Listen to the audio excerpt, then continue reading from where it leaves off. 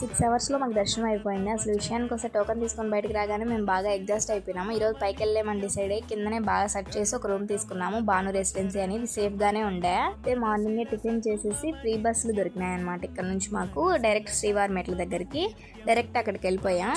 వెళ్ళగానే లగేజ్ అంతా ఇక్కడ ఇచ్చేసాము. మేము పైకి వెళ్ళేసరికి లగేజ్ అక్కడ కలెక్ట్ చేసుకోవచ్చు అని చెప్పారు.